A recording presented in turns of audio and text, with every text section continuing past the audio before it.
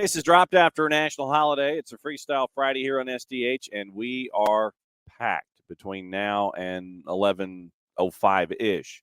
John, hear you there. Thanks for dropping by, as you always do, just to let you know what is actually going on. Hour number one, we're going to get you ready for Major League Soccer. We've got Atlanta United to talk about on RSL. We've got all the matchups that happened in the midweek that we didn't get the chance to talk about yesterday because it was a national holiday. And thanks to everybody who wanted to kind of have a bit of a flashback to our high school season and some of the great matchups that we had across the board. It was great to revisit some of those moments across the network yesterday. And thanks, as always, to our friends at Kaiser Permanente at KP Georgia on the 280-character app for being a great sponsor and a great partner with us when it comes to all of our content here at SDH. But now, yesterday, it was a bit of a flashback day where we could all kind of watch folks in road races and wherever they wanted to do, or just maybe have a cookout on the back where it was 420 degrees outside and matching humidity. So it was a great day yesterday. Back at it today. We've got stuff to catch up on. So if there's anything left over from any match that you want to talk about from Wednesday, we can talk about that in hour number one. Get you ready for what's going on the weekend. We've got our ref assignments, our broadcast assignments, all that kind of stuff, as Atlanta is in Salt Lake City and getting ready to take on RSL on Saturday night before they come back and get ready for Open Cup, and then travel to Montreal before they come back and take on NYCFC on the 17th and Columbus Crew at Mercedes-Benz on the 20th, and then it's the All-Star break, and then it's Leagues Cup on the 26th. So that's where all of the chaos is leading to. So it's another 5 matches before the 20th. So in 16 days, you've got 5 matches for Atlanta United, and they start things off in RSL tomorrow. And we'll talk about that. We'll talk about whatever you want to talk about. Hour number two, we're getting into playoffs and the end of regular season in the summer leagues that go on. 10 o'clock, Logan Fisher, the head coach of the Tennessee Soccer Club, is going to join us, and he is going to discuss his part of the Southern playoffs in USL-W League, and then he'll be followed at 10:15 by Brooke Bingham, and Brooke will let us know what's going on with Asheville City. And it's not all caps because it literally is just Asheville City. And so we'll have 2 of the 4 coaches from the Asheville region joining us at 10 o'clock and 10:15 to get you through the USL-W and talk about their matchups and their seasons. 10:30, we get joined by Jonathan Mercado, the head coach at Apotheos, last week of the regular season in the NPSL, as folks are chasing playoff spots in the NPSL Southeast and order and trying to chase after home matches, those kinds of things. So a little bit of lower divisions from 10 o'clock to about 10:45, and then we'll wrap up with anything else that's been going on in the morning and see what's on your mind as we go. So like I said, we're stacked. And it's always fun to kind of see everybody and drift through July 4th. And because everybody was drifting through July 4th and the boss did the Peachtree yesterday, we are having our cookout later today, tonight for dinner, because, folks do have to go back to work, considering it's not a Thursday holiday. It's not a Friday holiday. It was a Thursday holiday. So you've got that going on. We're just going to cook on the grill tonight and have our July 4th on July 5th. Fireworks drove the dogs drove little man crazy, and he is one who withdraws with loud noise. And so we had that yesterday. The folks in our neighborhood, the youngins in our neighborhood, looks like they go up to go to a border state and they'll buy the entire building, and then they'll bring it back. And so I guess this is opening kickoff, brought to us by our friends at Kickoff Coffee, kickoffcoffeeco.com. There's your QR code. For those of you who are watching, however you're watching us on the 280-character app on our YouTubes or on Twitch, and when you click on that QR code and kick off your day with our friends at Kickoff Coffee and kickoffcoffeeco.com, what you can do there, use the code SoccerDownHere15. You get 15% off your purchase. They, in turn, take 10%, reinvested in youth games, youth initiatives, stuff that they have earmarked as cool. And it is very cool what they're doing at Kickoff Coffee and kickoffcoffeeco.com. So use the code SoccerDownHere15. You get 15% off, and they, in turn, invest 10% in cool stuff. I don't know how many of you have pets. And I don't know how many of you have, dogs or cats or what have you, hamsters, alpacas, whatever. I don't know how they respond to what's going on Independence Day on July 4th. The Rowdy Man has kind of evolved over time, and it's his third July 4th with us. First July 4th, he wanted to hop up in the boss's lap and be in the chair, and he was shaking, and it was bad.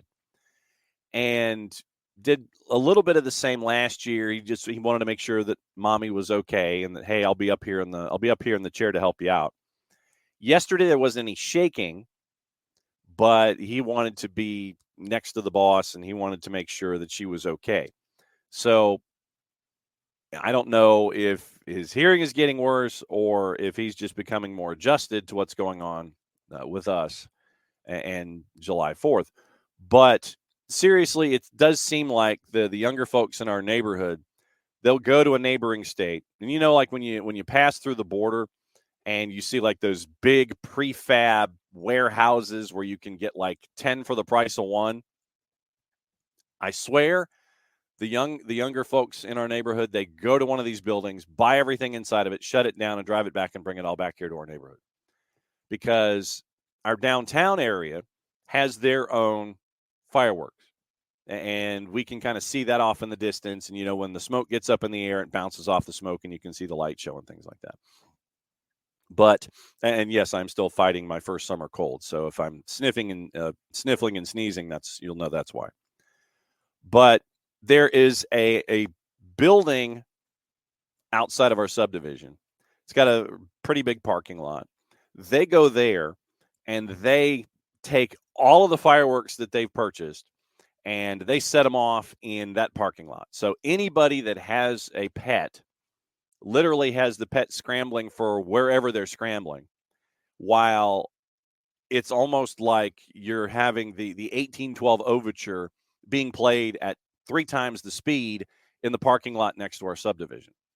And I mean, I literally could look out the back of the den and I could sit there and see, all of the fireworks going off, maybe 50 feet off the ground and stuff like that. And it was very, very loud. And what we tried to do to distract the Rowdy Man was play Independence Day. And this is something that the boss always does. Not 1776, but Independence Day, the original. But she's also purchased the extendo version that has a couple of scenes in development and things like that. That you sit there and go, okay, well, that was not in the original movie. That was not in the original movie. So they've made an extendo version of Independence Day. And so she watches that. It's like 2.5 hours long. We made sure to crank that up to try to drown out all the other noise outside the house. And that seemed to work a little bit. So like I said, I don't know if the Rowdy Man is just turning deaf over time, but turning up Independence Day, seeing Bill Pullman yell, that seemed to distract him a little bit. Him wanting to protect mommy seemed to distract him a little bit. I don't know how your pets responded yesterday, but yeah, we've got folks that want to launch in the parking lot right next to the subdivision, and it's worse than being in a downtown area that's got their own celebration that they set to music. So that was our adventure yesterday when it came to everything going on with fireworks and how the Rowdy Man was responding over time. Let's see. No, David, the boss did not get black flagged. Helpful hint for folks that just kind of walk the Peachtree. And thank you for asking, by the way. She was pretty much knocked out for most of the day. She was done. What she did this year, I think it was this year, it's her first year of actually joining the Atlanta Track Club. And when you join the Atlanta Track Club, you get moved forward. Because traditionally she walks it, and she does it within the assigned time and she leaves with the T-shirt and everything. She just does it as something that she does. But if you join the Atlanta Track Club, they move you forward in the mass. So she, instead of being a W or an X, was an L. So she was in the middle of the pack, and because of what happened yesterday with the weather, this helped out a lot because she would have been caught in the black flag if she hadn't joined the Atlanta Track Club. So it's kind of an unintended cause and effect. You get out of there let's see, if the group started at 7, I think she started about 8, because if she was an L, she was middle of the pack. So she was done at, she was off at 8, and I met her at the halfway point. And for those of you that missed my segment yesterday with Sam and Greg on 92.9 The Game, they called me at like 9 o'clock and wanted to know what was going on the course. And so I did the old announcer voice thing, and we talked for about 15, 20 minutes. So it's also in their podcast section. So if you go to Crenshaw and Clarkson, you can hear the segment that I did with them yesterday. But she comes by the halfway point. I meet her there. I give her a towel and, anything else that she may need. And I also brought a compression sleeve that we have in the freezer for the hand. And so I had her wear that because it covered her wrist and it cooled off her body. But yeah, if she had been in the back of the pack under normal circumstances, she probably would have been black flag. But because she joined the Atlanta Track Club, she was off at 8, done by 10. We went to breakfast. Everything was fine. She was pretty much done for the rest of the day. But she escaped the black flag. Anybody that might have been in like the final couple of letters of the alphabet of the 60,000, those are the ones that might have been caught in all that stuff. So that was what it was with us. Rope says, my dog hates them. 1 year he dug out of the yard and was missing for about a week. David was like, thunder from 7 to 9, fireworks from 9 until 2 in the old Fourth Ward. It was ridiculous yesterday. My apologies. It was kind of, couldn't figure out if it wanted to rain, if it wanted to thunder, if it wanted to have fireworks, because we got a little bit of all of that. But yeah, the youngins in the neighborhood that wanted to turn this into literally like the fourth on the fourth in the District of Columbia. That's what we got yesterday. Morning, Abby. And so, I think once we got past 11, maybe 11:30, as I was watching the tail end of El Tráfico and watching what happened yesterday in the Copa. We'll recap all that coming up in just a bit. But yeah, that was what the boss went through yesterday. She escaped the black flag, got the T-shirt. Rowdy Man was tried to be distracted by watching ID4. And if you do not subscribe, if you do not have a way to access, there's a Twitter account that actually does the procession in the movie Independence Day in real time. It's like 1996 ID4, I think is what the Twitter handle is. But literally what they'll do is they'll tweet in real time and using the movie as their timesheet. And so that is a must follow this time of year, actually. So we were keeping an eye on that. And that Twitter account actually gets help from like Roland Emmerich and Dean Devlin, the two bigwigs attached to Independence Day. And so they've helped out with scripting and time codes and things like that. So yeah, a 1996 ID4, I think is the Twitter account. But yeah, we follow that too. But yeah, she was completely gassed yesterday. And I know she was not the only one. But to all of you who celebrate in active physical ways, congratulations for getting times and T-shirts and making sure that you got out of it. Hopefully you've recovered and are ready for a big weekend. Abby's like lucked out, dog's not bothered by fireworks, and had torrential rain for 30 minutes. Hopefully that scared folks off from doing those kinds of things like they have in our neighborhood. So, yeah, that was my fourth. Go ahead and share yours. That's what today's all about. And that's opening kickoff. Brought to us by our friends at Kickoff Coffee and kickoffcoffeeco.com. That's your QR code for those of you who are watching. However you're accessing us, it is on the Twitch, on the YouTubes, or on the 280-character app. Let me cover up the other time code real quick. So that's a QR code. You hit that QR code, you go to Kickoff Coffee, use the code SoccerDownHere15. You get 15% off your purchase. They, in turn, take 10%, reinvest it into cool stuff. That's the official term. Kickoff Coffee and kickoffcoffeeco.com. As I sit here and put my hand in front of the other QR code from our friends at Alliance Nurse Corps. If you are interested in a career in nursing, 30 years of experience from our friends at Alliance Nurse Corps, and hit that QR code and get your path started to a career of nursing. And when they ask how you came across them, you sit there and you say soccer down here. So that helps you out, and it lets them know how, lets the friends at Alliance Nurse Corps know how they're reaching out to folks. So that is opening kickoff. Last night in the Copa, I don't know how many of you saw this. I know that a lot of folks like Bam. Bam was watching Bam was watching El Tráfico, and it was 3. It was 2-1. I thought it was, and Nico and I both thought it was going to be a little more scoring, but it took a while for the teams to get warmed up. But it was a 2-1 final, and Bam is quite pleased that LA is black and gold.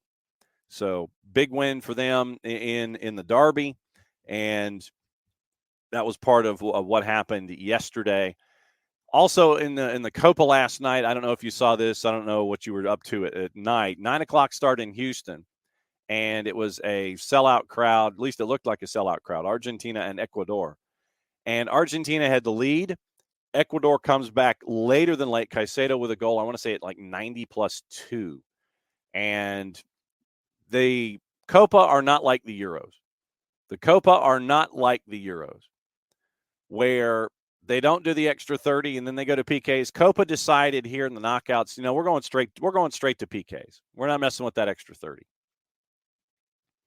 And I will say this, I was watching on 2NA, and 2NA either has the best producer in the world or they are profoundly lucky, because they go to commercial break. The teams are together in their huddles and they're getting everything squared away. 2NA goes to commercial. Then they come back from commercial, and you literally see Messi walking up from about 25 yards away from goal. He's walking with the ball, walking inside the 18. Either that is the best producer on this planet, or they got really lucky. Either way, it was a great visual when they took the spider cam and they're following Messi coming out of commercial break. Literally, they're coming out of commercial break. You see the spider cam following Messi inside the 18. Great timing on their part. But we saw something in the Copa yesterday. I cannot remember the last time I saw it. Messi missing in PKs. Messi tried Panenka batting leadoff for Argentina, and he just chipped it, and it climbed, and it hit the crossbar and went over the back. And everybody was like, whoa. That's exactly what everybody was like, whoa. And so you had that moment, and everyone was wondering, okay, does Ecuador have a chance here? Do they? Does Ecuador have a chance? And all that really happened was Dibu Martinez taking out his number 2 Ticonderoga pencil and sitting there going, not so fast, my friend. Because Dibu saved the first PK from Ecuador, and then he saved the second. So that got everything back on track, from Argentina having to fight from behind to Argentina being back in front and Ecuador having to chase. Eventually, it would be Argentina winning in the top of the 5th when it was completely out of reach, and Ecuador could not come back and try and have any kind of a comeback whatsoever. So Argentina moves on, but Dibu Martinez continues to be a thorn in the side for anyone in a PK situation. Saw this stat last night. He has been in 18 penalty kick situations. Dibu Martinez has. 9 of those have not gone in. So Dibu is dealing at about a 50% rate. And 8 of those 9 were saved by Dibu Martinez. First PK miss, D. Graham says, think it's the first PK miss for Messi since the 2016 final, which is crazy. 8 years that Lionel Messi has made PKs, but he went Panenka, and that thing climbed and hit the crossbar, and everybody was like, oh-ish. To Bam's question, will Messi score in the Copa? He will, I'm sure, but in the grand scheme of things, does it matter? If Argentina is doing what they're doing and they're continuing to win, and Messi's more of a facilitator and finding open folks, because you know that 2 or 3 folks are going to collapse upon him, he's just got to find the open man and go boop, and then that, you've got an advantage. And at the end of the day, it's all about advancing and winning. I'm sure he'll get one by the time that we're done. But Nico Cantor said last night on the Twitters that you could tell that Messi is not 100%. I'm not going to tell him that to his face ever. But, looking at yesterday, it's not just about Lionel Messi. Julian Alvarez, Nico Otamendi, Dibu Martinez, all these different folks that are a part of the discussion that makes the collaboration of the whole. Yes, you're gravitating toward Lionel Messi, but when you have something like that happen with Messi, you got others around, and you know that Dibu Martinez is going to sit there and say, no, we ain't losing like that. We ain't losing like that. And so, sure enough, Dibu saves not the first, but the first and the second. And when you have that kind of a CV that Dibu Martinez has, where of the 18 that you've faced, half of them have not gone in, and you've saved 8 of those 9. You can tell when a kicker wants nothing to do with a penalty kick situation. You can tell.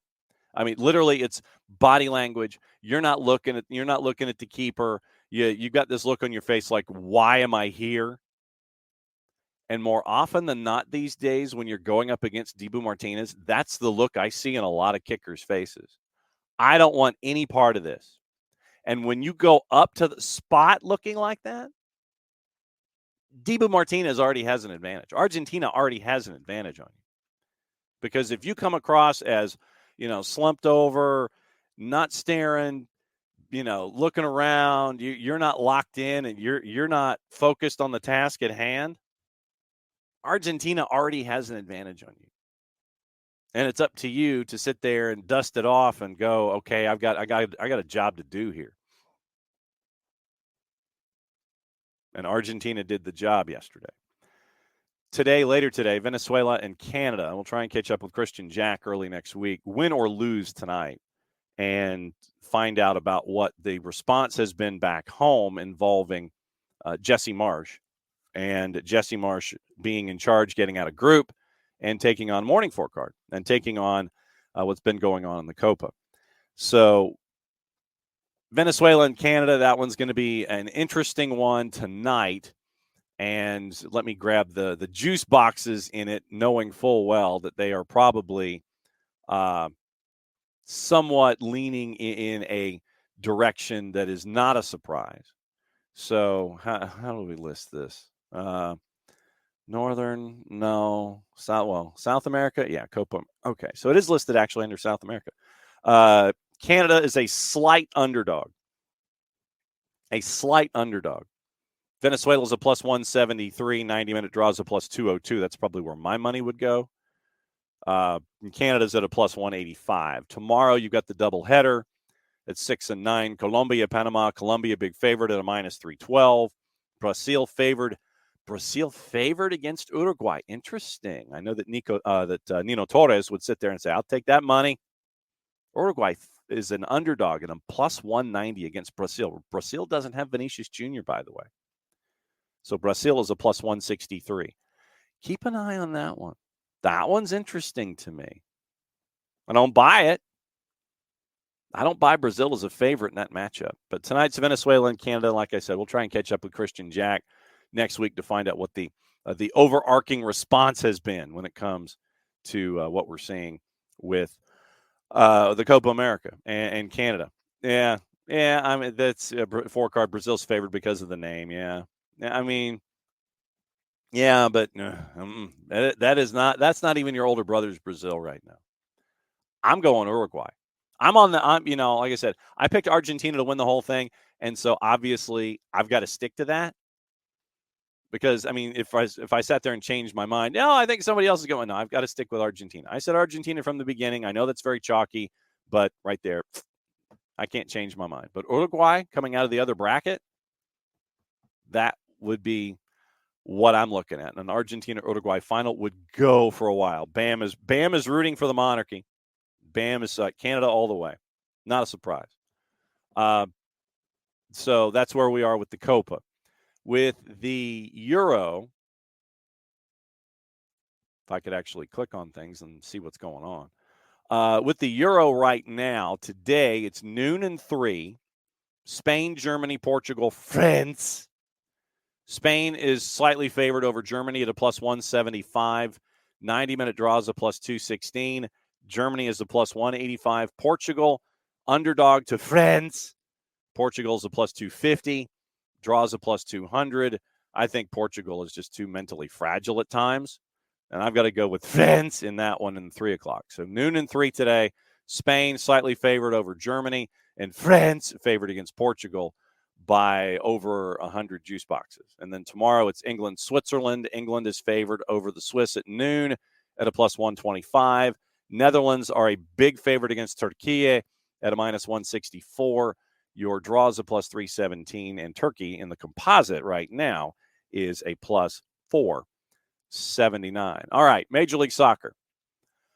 We got juice boxes here that are attached to all of our lovely matchups that we have this weekend. And whatever you guys want to talk about on the table, obviously Atlanta United and Real Salt Lake.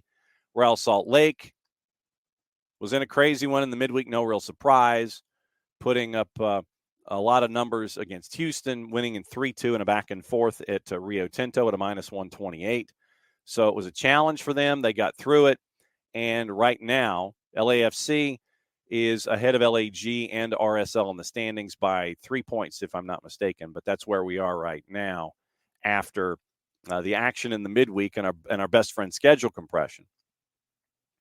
Roll through the matchups, and like I said, we'll save whatever's on your mind. Like we can save the Atlanta United discussion toward the end as well to kind of put a bow on everything today. But whatever's on your mind, throw it in the pile. We'll talk about it for the next half hour. 10 o'clock is our USL-W League look with both two of the 4 coaches in the Asheville region. Logan Fisher, the head coach at Tennessee SC, and Brooke Bingham, the head coach in Asheville City. We'll talk to them back-to-back. Jon Mercado, the head coach at Apotheos, last week of the regular season, the NPSL. And the NPSL Southeast is at 10:30, and then we'll wrap up the show and do all the other things to wrap things up on a Friday. Yeah, 4-card, no doubt. Argentina got worried for a bit last night, especially after the whole world got freaked out, I think. It's like, oh, they might be human. Nope. David got a message from a family friend visiting his laws in Stuttgart, said there's a lot of nervous energy in Germany for the game today. Understandably so. I had France beating Germany, and home fans go home sad. That's where I am right now. That's where I was in the beginning. I tried to pick some wild cards to get into the knockouts. Didn't work. I had Georgia making it into the knockouts, and that's about all of the success that I had. But all right, so we'll go over the juice boxes. We'll go over ref assignments to keep an eye on. Timothy Ford and David Berry, by the way, back to work. Then you also had Sergi Boyko back to work, Yunus Marakchi back to work. And we'll go over ref assignments and announcers and everything here in this half hour. And then once again, we'll put a bow on everything, talking about Atlanta United toward the end of the show. And like maybe 10:40 last half hour, we'll talk about Atlanta United and everything else on your mind to wrap up the weekend. So juice boxes, and it's a split weekend, 8 on Saturday, 6 on Sunday, because of what happened in the midweek with matchups on Wednesday and Thursday. So CF Montreal, Vancouver Whitecaps are part of the Canadien Classique. Vancouver favored at a plus 141. All these are 7:40 starts. 7:30 is the start time that's listed, but we all know with Apple it's add another 10. Crew in Toronto. Crew's a big favorite at a minus 250. Your draws the plus 401. Toronto FC north of plus 580, understandably so. FC Cincinnati and Messi and friends. This one will be interesting in Cincinnati. Nick Hagglund had successful surgery on his ankle ligaments, according to Laurel Failer. And Laurel came out with that information this morning in her daily emails that she puts out. If you want to be kept up to date on everything FC Cincinnati, get Laurel. She's on Patreon, and you can catch up with all the information that you need with FC Cincinnati. Down to 2 center backs for the rest of the season. FC Cincinnati is right now, at least right now anyway. They've got 13 days to figure out if they want to change their mind. Nick Hagglund's season-ending surgery following repairment of a ligament in his ankle. Tore the ligament in addition to breaking his fibula. So basically it was both. So he broke his fibula and tore a ligament in his ankle when he collided with an opposing player in a slide tackle in the June 22 loss to New England. Last week, FC Cincinnati placed Matt Miazga on the season-ending injury list after he needed knee surgery to repair the PCL and meniscus he tore in June 15 in San Jose. Big quote from DeAndre Yedlin. By placing the players on the season-ending injury list, FCC opens up roster space to bring in additional players, but only gets salary cap relief for one. Miazga's budget charge, prorated to account what's left in the season, is freed up to use on a newcomer. Once again, these are the rules that we have to know about when it comes to Major League Soccer and injuries and players. Hagelin, 10 appearances for FC Cincinnati 2024, final season of his contract, now has additional uncertainty for coming back from season-ending surgery for the second year in a row. Hamstring surgery last November, just getting back into a regular routine when the leg break and ankle injury occurred. It is all-time appearance leader with 139, only player in club history to have played all 6 seasons for FCC in Major League Soccer. So FC Cincinnati down to 2 center backs currently for the remainder of the season. Yeah, 4-card rules for everyone except for Miami. Exactly. Bam says needing Cincy to win this, got to close the gap to the supporters shield. So Bam wants the pie plate. How'd that work for St. Louis last year? Just saying. Also on the board when it comes to your juice boxes, like I said, FC Cincinnati's favored. Even with the center back issues, FC Cincinnati favored at a -127. Inter Miami's at a +293. I'd go at least there. Win for Messi's and Friends.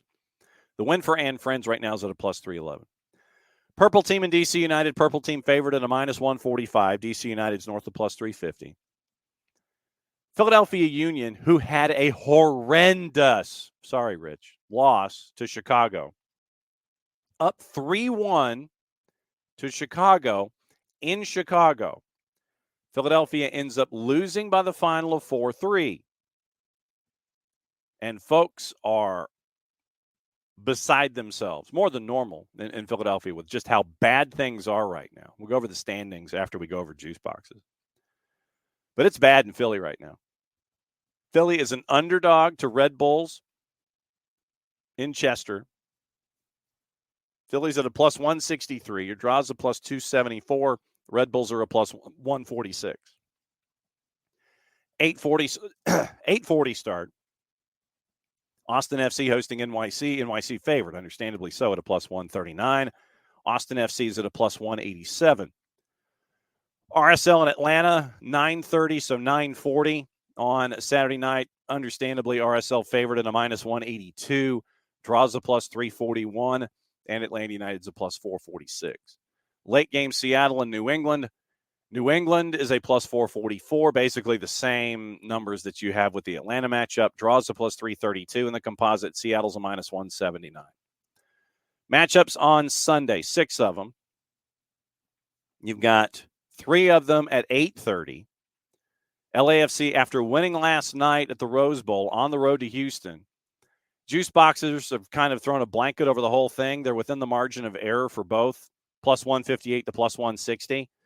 Draws a +250 in that one. San Jose hosting Chicago. San Jose's favored at a +104. I have no idea why. Draws a +297, so basically a +300, and the Fire are a +214. Sporting hosting FC Dallas. And this is interesting because these two teams play each other again Tuesday. I'm going to go draw because I do not anticipate either team doing anything in this matchup. Sporting and FC Dallas playing each other on Sunday at 8:40 and then playing each other again in Open Cup in the eastern half of the bracket to determine who plays the winner of Atlanta United and Indy 11. So Sporting and FC Dallas play each other twice in 4 days. Actually, it's 3. Twice in 3 days they play each other. Do not anticipate anything with Sporting and Dallas. That is going to be a 90-minute kickabout. Or, because they don't care, it's going to be like 4-3. But Sporting's favored at a minus 112 at home against FC Dallas. And they play each other in Open Cup on Tuesday. So it's literally play Sunday, then rest and regen, and then play again in the other place. How's that for scheduling? 9:40 Colorado in all caps with John Hackworth in charge in the interim. Colorado's a minus 132. St. Louis City SC is north of plus 305 for both the draw and for them to win. LAG gets to try and rebound after the 2-1 loss to BAM's Black and Gold. I got to do that like Denholm, their play-by-play guy. Black and Gold. Galaxy favored at home, no surprise, against Minnesota United at a minus 156. Draws a plus 338. Minnesota United's a plus 351. Last match of the weekend is Portland and Nashville. Nashville on the road. And we'll catch up with Lucas Panzica, batting leadoff on Tuesday morning to find out about what the vibe is in Nashville as they end up with a new head coach in Callahan. And B.J. Callahan will not be there until Leagues Cup. But Portland favored at home at a minus 120. Draws a plus 277. And Nashville is a plus 305. So those are your juice boxes in all of those matchups. But, yeah, Sporting playing Dallas on Sunday and then turning around playing them again in Open Cup. Schedule maker, what are you doing? I mean, obviously you didn't know, but it's just a sense of irony that's attached to it, which I think is very funny in all of that. Your referee assignments for the ones that are outside, the ones that are of immediate attention and immediate desire for result. Be nice if our friends from Pro could actually have things load. Okay, so here we go. You have FC Cincinnati and Friends. Chris Penso is the man in the middle. I wish you luck. Kevin Stott is your VAR. Crew in Toronto has Ted Uncle in the middle. Elvis Osmanovic is your fourth. Daniel Radford, your VAR. Guido Gonzalez Jr. is in the middle for Canadian Classique with CF Montreal and Vancouver. Yunus Morakchi is your VAR, so keep an eye on that matchup. Purple team in DC United, Lucas Zapala is the man in the middle. David Barry is your VAR, so David Barry gets purple team in DC United as a VAR. Philadelphia and Red Bulls, Philip Dujic is the man in the middle. However, the last thing I think that anyone wants to hear in that particular matchup, seriously, is, you don't want, I think from now on, yes, it has turned into a bit of a meme, but at the same time, yeah, that's the last thing you want is to hear that in any situation. Philip Dujic, Philadelphia, and Red Bulls, Marcus de Oliveira is the fourth. Kevin Terry Jr. is your VAR. Austin and NYC. Timothy Ford, the man in the middle at Q2. And it is Caroline Chenard is your VAR. RSL and Atlanta United, your Crew on the weekend at Rio Tinto. Rubiel Vasquez, the man in the middle. Justin Howard, Megan Mullen, your ARs. Malik Badawi is your fourth. Your VAR is Jorge Gonzalez. Your AVAR is Craig Lowry. Seattle, New England, Izmir Pekmich, the man in the middle. Corey Rockwell is your AR. Number one, Kevin Stott is your VAR. Sunday matchups, Houston and LAFC. Rosendo Mendoza is the man in the middle. Sergi Boyko is your fourth. Greg Dopka, your VAR. Sporting and FC Dallas. Natalie Simon is in the middle. Alan Chapman is your fourth. Jorge Gonzalez, your VAR. San Jose and Chicago. Remy Tuchon is the man in the middle. David Barry is your VAR. Victor Rivas is your fourth. Colorado and all caps. Drew Fisher is the man in the middle. Jair Marufo is your fourth. Kevin Stott is your VAR. LA Galaxy, Minnesota United, Pierre-Luc Lauzière. We know all about him. He's the ref. Mark Allerton is your fourth. Soren Stoichka is your VAR. Timbers in Nashville. John Freeman, the man in the middle, no relation. Kevin Terry Jr. is your VAR. Abby discussing what's going on with what happened with Atlanta and New England. She's at the eye doctor, so she can't quite read. Disappointed in the Atlanta United game. Gregerson was off. Glad to see Tyler Wolf back. Sometimes just shoot. Stop waiting for the perfect shot. And, I mean, when you go back and you think about the New England match, you had no Thiago Almada. We saw Thiago walking through the airport, having his picture taken, and a lot of strobe lights and all that stuff. No official announcement, obviously, from Atlanta United yet, but you didn't have your point guard. And so there were times where I'm sure a lot of folks were sitting there, and it's like, if you have the opportunity, go ahead and take it. Let's go ahead and shoot. And I know that there were times, I think, that offensively, for whatever reason, it's like there were times when I think that they were too unselfish, and they wanted to do the one more pass. Just go ahead and light it up. First 45 was a bit of a struggle as they tried to figure out how they were orienting with one another without Thiago Almada in the lineup. Second 45, when they dialed up the pressure, you saw that they were giving New England a lot of problems. And the shots just were not getting in the back of the net. And I know that there were other times when, as Abby was saying, it's like, look, just take the shot. Because I know that there were times I think that the players were looking for the extra pass and thinking that someone else was more wide open than they were. You get the goal late, and it's great to see Tyler Wolff getting back and getting integrated into things. Because of schedule compression, this is the interesting aspect of all of this, because you have, and I talked about this with Sam and Greg yesterday morning, you're in this six matches in 18 days.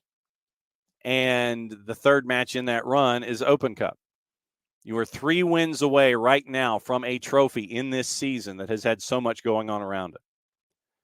So how do you orient your lineup against, and for me, it's probably an inversion of what we saw.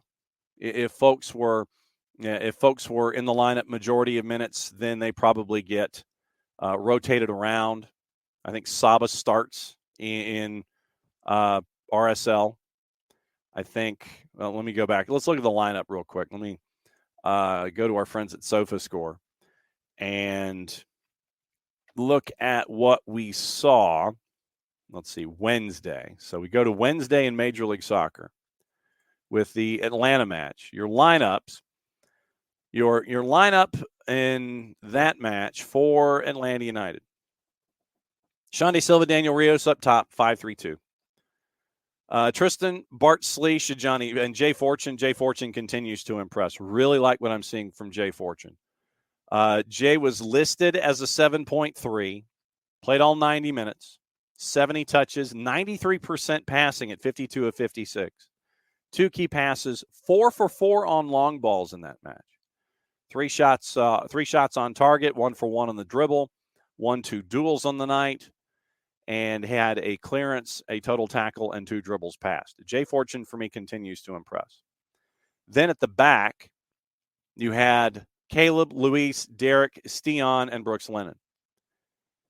Caleb played the full 90. 1 interception, 1 total tackle, 2 dribbles passed, 2 duels won, 1 foul, 70 touches, passed at 88%, 42 of 48. 5 key passes, connected on 3 crosses and 1 long ball, 1 big chance created, 1 shot on target, 1 shot blocked, 1 dribble attempt, 1 time hitting the woodwork. And that's another one. We always talk about game state and how games change in these situations. Luis, in his first game back from the Copa, played the full 90. 2 clearances, an interception, a total tackle. 2 for 3 on his duels. 56 touches, 88% passing. 1 key pass, 6 for 9 on long balls. Shots off target, and had the 1 shot and then the 1 big chance that was missed. Derek Williams went 80 minutes and was subbed off. 1 clearance, 1 block, 2 picks, a tackle, 2 dribbles passed, 1 a ground duel, fouls, 3 fouls on the night, 50 touches, 40 of 43 passing at 93%, 3 long balls on the day, and had 1 shot blocked. Stian Gregerson, actually, according to SofaScore, scored higher than Derek and Luis. I know that we're looking at that the first goal where Vrioni cut through 2 defenders and Brad was there by himself when the shot was made on the first goal from Vrioni. Gregerson, 2 clearances, a block, 2 picks, 4 total tackles, 2 dribbles passed, 5 of 10 on his duels, and 77 touches, 87% passing, 2 for 5 on long balls, 1 shot on target for Gregerson. And then Brooks Lennon punched a 7.1 on the day, 89 minutes before he was subbed off. A clear, 3 for 4 on his duels, 85 touches, 90% passing at 47 of 52, 3 key passes, 4 crosses on the day, 2 long balls, 2 for 2 on that, and 1 for 1 in dribbles passed. So that was your starting lineup. Subs for Atlanta. Saba came in, played 30. Tristan played 60. Saba was subbed in. Tyler Wolf gave you 10. And so I don't anticipate Tyler starting necessarily, but I do anticipate getting his minutes ramped up. It just depends on what everybody sees in practice. So Tyler goes 10. Derek Williams went 80. And then at the end of the day, Nick Firmino, Ronald Hernandez both came in and gave you a cup of coffee. Subs, Noah, Ephra, Dax, and Luke. Do not be surprised over the next 2 matches that you end up with that you end up with a combination of Noah and Ephra at the back, Dax as your 6, and Luke Brennan getting some minutes. Stian with the yellow, I think that was his 5th, and so he is out for the matchup against RSL. So that means that you'll have Gregerson at the back as a part of Open Cup. And to have that kind of experience at the back going up against an Indy 11 team, that is not bad. Harry, thank you. I did. I mean, it was great to catch up with the boss and see her shine as she did. She ran in her 11th Peachtree. 11th Peachtree this year. So you had that for the boss this year. And you mentioned Tom mentions in the short time of Ronald Hernandez dropping a dime. Tom wants more of dime dropping. Nothing wrong with that either. So, Ronald in his short period of time, he had you sub in for Brooks and you drop a dime, and he had the assist. So Ronald had the assist on the goal, and 7 touches, 4 for 4 passing. He had the 1 big chance created, obviously, and the 1 key pass. The dime dropped, shall we say. So, like I said, it will be interesting. RSL through Indy 11. Because, like I said, you don't have Stian Gregerson. I think Stian picked up his 5th yellow, so you won't have Gregerson for RSL. And that means you'll have him for Open Cup. Indy 11 for and we'll get into more of this on Monday. And what we may do is try and catch up with Greg Rakestraw. I think that's probably a good idea, too. So we'll see what Greg Rakestraw, the voice of Indy 11, is up to. And they're coming down for the game, by the way. So Indy 11 is going to be doing road radio. Good for them. So we'll see if we can catch up with Greg Rakestraw. I'm glad you guys reminded me of that. Play-by-play voice of Indy 11. We've had him on when we do USL Championship coverage. We've had him on SDH before. So Greg's been with us, and so we'll catch up with Greg Rakestraw. We'll see if we can track him down on Tuesday and discuss things on a match day with Greg. And we'll see what life is like for Indy 11 and get their perspective on things. So, so more dimes served, more dimes dropped from the back line. But, because of the 6 matches in 18 days, this is going to be a true test for Rob Valentino and the coaching staff and for the physios. We always like to talk about the physios here. Because of schedule compression, what can you give me? And especially in that week with NYC and Columbus Crew leading into the All-Star, what can you give me before Leagues Cup starts on the 26th? 6 matches, and then you get 5 days to think about Leagues Cup, and then you've got Leagues Cup.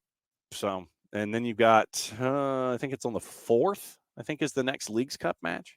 So you've got a little bit of time to get you through Leagues Cup, but you've got to get through these 5 matches coming up here through the 20th for Atlanta United. So that's going to be, this is the challenge. Chasing after a trophy, and that's where you are. Like I said, you're 3 wins away from a trophy. And so how do you juggle that plus Major League Soccer and the and how things currently are right now, as you are in you're in a playoff chase. I mean, there's no other way to describe it. You are in a playoff chase right now. Yes, you're in the 8-9 slot, but you look at where things are in the Eastern Conference. Atlanta's in the 9, huge goal difference over Orlando City. 3 teams at 24 points. Toronto, by the way, has lost 5 in a row. You are a win out of the play-in round. Nashville's at 26 points. And then obviously Charlotte's at 32 right now, and that's the next one on the list. But first things first, get out of the play-in round. And right now that's you and Toronto. And then you would end up playing Messi and Friends as the 1. But you've proven that you could beat Messi and Friends in Fort Lauderdale. Anyway, you're in the 8-9 right now. You are a win behind Toronto, which that's puts you in the 9. Toronto's got 7 wins. You have 6. They also have played one more match than you. Orlando City has a goal difference of -9. You have identical records. You've scored more goals. You have a better goal difference. That's why you're the 9 and they're not. And Atlanta United they were unbeaten in 4 heading into that last matchup with the Revs. Nashville's at 26 points. They're in 7th. Charlotte's at 32 points. They've lost 2 in a row. They're in 6th. Red Bulls have drawn 3 of their last 4. And they're at 35 points, 2 wins behind NYC. Crew are at 36 points, but they also have 2 and/or 3 matches in hand when it comes to everyone above them. So if they take care of business, they win the 2 matches that they have on Cincinnati, then they are at 42 points. They win the 3 that they have in hand on Messi and Friends. They're at 45, and they have a better goal difference. So Crew would be second in goal difference if they went out with their matches in hand to Miami right now. And remember, Cincinnati only has 2 center backs right now for the remainder of the season because they don't have Miazga and Haglund. They are both out. So decisions have to be made by Pat Noonan over the next couple of weeks to figure out what it's going to look like for them coming up in short order. Once again, any questions that you guys have on anything, put them in the Twitch pitch. And then that's what you're staring at. Once again, hour number 2, we're going to go into, in the first half hour, we're going to talk about lower division stuff. We've got USL-W preview coming up in just a little bit. The Asheville Regional starts tonight, and it is Asheville City. It is Tennessee Soccer Club coming out of the same region. You've got AHFC Royals coming out of the Houston area, and then the Florida Elite Soccer Academy, right now ranked the number 1 team in the power rankings. They're going to be playing Asheville City. We're going to have the head coaches for Tennessee SC, Logan Fisher, and Brooke Bingham, the head coach at Asheville City, coming up here in the first half hour. Then we'll catch up with Jon Mercado, the last week of the regular season in the NPSL Southeast, to get his view of things. And then anything else that's on your mind to get you ready for the weekend, we'll discuss all of that stuff that is coming up in short order. And so we're not going to dilly or dally. Yeah, we're really not. When folks dial in, we're going to go ahead and rock and roll. See, Logan, when we've had Logan on in the past, Logan has, he's early and he's ready to go. He's on the Tom Coughlin scale. Tom Coughlin, the former head coach of the New York Giants, where when Tom Coughlin would do meetings, basically Tom Coughlin would be, if you're 5 minutes early, you're on time. If you're on time, you're late. And if you're late, then the door's closed and you can't come in. That's how Logan treats the interviews when he comes on with us here, to break everything down in the USL-W. And we've had him on in the past, but it's great to have Logan on. We'll bring him in now. Coach, so how's Asheville? It's great. Beautiful morning. A lot cooler than it was in Nashville. We're enjoying girls went on a nice walk this morning with our athletic coach, and we're ready to go. So when you look back at this season, and I will discuss the last matchup of the regular season as a part of this whole dynamic, but when you look back at this season on the whole, with what you've been able to accomplish as a group there, I know expectations are always high, But now that you've come out the other side of the regular season, have you had time to think about everything that how the players have continued to develop and grow and all that kind of stuff? How much thought have you put into the regular season and what you've accomplished to this point? Yeah, I spoke to the girls after the last session before the playoffs, of just commending them on their professionalism, no matter my biggest job, not so much putting a team on the field, but can I create a consistent environment for the players? And just like every other USL team in the league, we obviously always get hit with some sort of inconsistency somewhere along the way, whether it's traffic on the way to a stadium or the silliness that can happen in summer football. So certainly commend the players massively on their professionalism, no matter the environment, no matter the situation, no matter the quality of the field, the mile walk from the locker room, whatever it may be.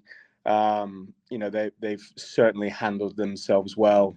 As far as the good thing about creating that consistent environment here is, we've had a lot of chopping and changing of the lineup this year.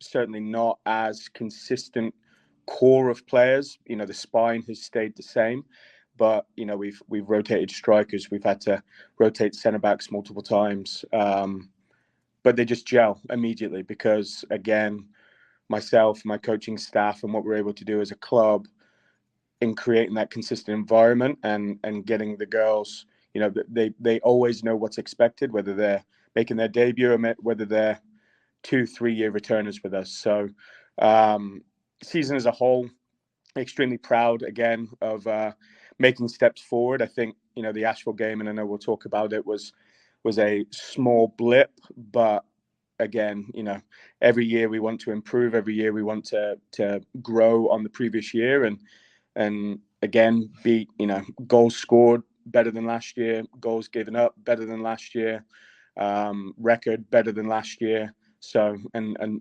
feeling extremely confident as a group going into the playoffs.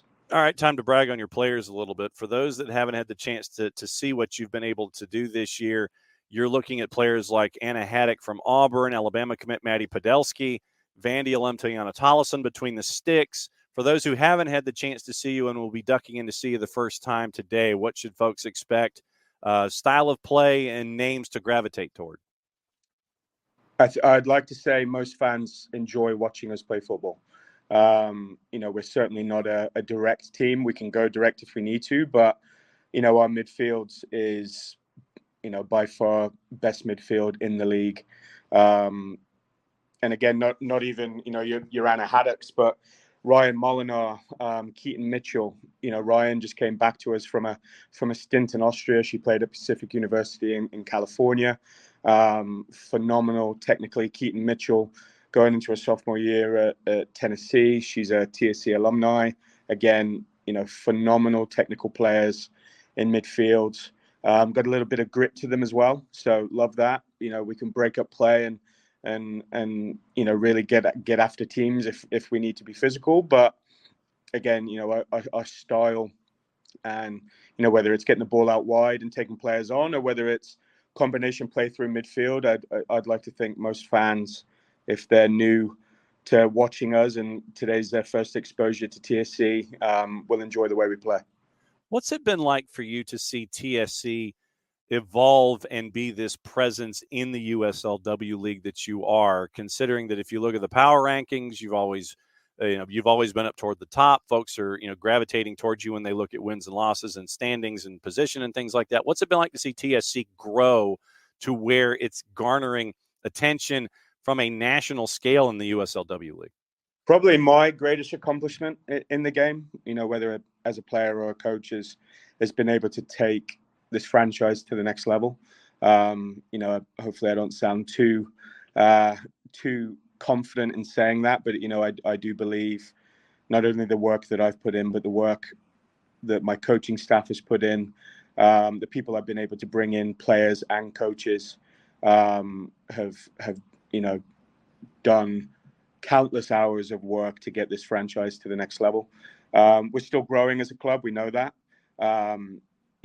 From a budget perspective, from a stadium perspective, from training ground, and again, as all that stuff is added to the franchise, we'll only get better with it. Because again, going back to what I said about creating a consistent environment for the players, the more consistent we're able to create, more consistency we're able to create for the players, they're only going to grow and be better and better and better. So, for us to be doing what we're doing in the power rankings, in the conference, with our budget, and we spoke about that the last time we spoke.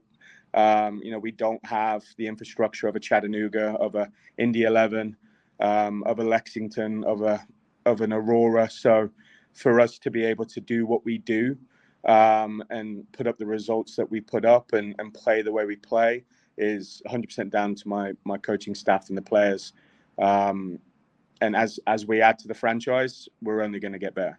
Logan Fisher, the head coach at Tennessee SC, going to play AHFC Royals at 4 o'clock this afternoon. UNC Asheville's Greenwood Field, Southern Conference Playoffs. USL-W giving us a bit of a preview while he's catching a bit of a breather and having a bit of a sanity break, I guess. So sanity break, you come on and you talk about things on radio. What is the most difficult thing for you? You mentioned not having the same resources as a lot of the other big guns that you mentioned here in USL-W. What is the biggest challenge right now that you still face, even as you have taken this club to the next level? Good question. I'd say, again, how do we create that environment of consistency for the players? That's a challenge every single day. We along with every other club in this league, so I can't complain about it, will always struggle to keep every single player available at all times. Whether I want the girls to be girls as well, right? Not everyone is a maniacal just addict to this game. So I understand that players want to go away and have little holidays. This year we had not so much that, but we had players get called up to the national team. That's difficult for us, but again, massive for our players and for our club. We had a couple of injuries, a couple bad ones that we obviously weren't expecting. Nobody does. So again, just creating that level of consistency. And as the franchise grows, I want to continue to give to the players and give them more of a professional environment. This is certainly a professional environment, don't get me wrong. What they get from us, from a training perspective, from a recovery perspective, is top notch. But you look at clubs like Greenville Liberty, for example, taking their players to hot yoga for recovery. I'd love to be able to do things like that. And again, that's going to be available now, right? We're growing the franchise. We're performing. We're at the getting national recognition. With that, sponsorship will come. With that, the ability to grow the infrastructure of USL at TSC will grow. We understand that. It was never going to be here's $2 million. Go build a franchise. We had to. This was really a build from the ground up. And again, the countless hours from the staff. From I have to shout out Dalton Kaufman, our USL director. The amount of hours he puts into growing this franchise is certainly recognized from not only the players but myself and the staff. And again, we will only get better. Performances will bring attention. Attention will bring sponsorship and infrastructure, and we will kick on every single season. Matchup tonight or this afternoon is 4 o'clock against a team that is one of the stingiest defensively in the USL-W League. They've only given up 4 goals all season. Strong back line. What do you see? What has study hall been like getting ready for this one? Or do you just focus on yourself that much more now? No, we're focusing on ourselves for sure. We're not going to change. We never change on the opponent. I'm not a big fan. Again, we only have these girls for 2.5 months. So how consistent can we create the environment? And again, we play the same way, no matter who we're playing, bottom of the table, top of the table. I think we're going to give them problems they probably don't expect. We've been able to do a lot of studying on them through our video analysis and through just being able to access more. Obviously, that conference have to thank them, because they've done a great job of having televised events. So that makes our job a little bit easier. But we're certainly going to give them problems. I'd like to think our midfield is going to, today will be, are we good enough on the ball, and are they defensively able to take care of what we're able to bring in midfield?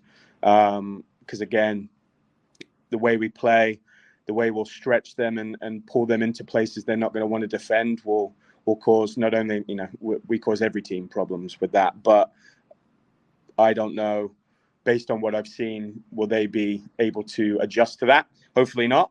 But again, we know the tools they've got. We know they've got phenomenal players. They've got youth national team players in their squad as well. So certainly not expecting a blowout one way or the other. It's going to be a tight game, but I'm fully confident that we're going to come through and get move on to the next round. So. The team after you, Asheville City, they're coming up after you to talk about things. What would be your scouting report for somebody who's going to be seeing Asheville City for the first time in the matchup after yours when they take on Florida Elite? What do you see? Tough to play. Well coached. Very well coached. Very good in wide areas. That's typically where they've caused us problems. But again, it just comes down to, you can really, really tell that coaching staff has been able to, again, I'll say it for the 19th time today, create a consistent environment for them, right? They are very, very well coached. You can tell by their set pieces. You can tell by their patterns of play and the way they play. They're in the same boat as every team in the USL-W. They've had to rotate players. They've had to it's not the same 11 every single match. But you can tell that, again, top to bottom in their organization, they've been able to really preach and drill into them the way they want to play and the way they demand and expect results. And again, their play in wide areas is going to be tough for anybody to deal with in this run for the playoffs. So hoping they move on and beat Florida, because I'd love to have one more go at them for a conference title. No doubt about it. As always, my friend, great to hear from you, and good luck this afternoon at 4 o'clock taking on AHFC Royals, first round of the Southern Conference playoffs. We'll be keeping an eye on you and catch up with you on the flip side. Thanks for dropping by the morning show. Yeah, thanks, John. All the best. All right, that's Logan Fisher. He's the head coach of Tennessee SC. They've got the first game of the doubleheader at UNC Asheville this afternoon. First round of the Southern Conference playoffs. The winners from the two matchups will play on Sunday. I've got to get my dates correct. Maybe if I just grabbed a calendar. So it's 4 and 7:30 today at UNC Asheville. Royals and Tennessee SC, matchup number 1.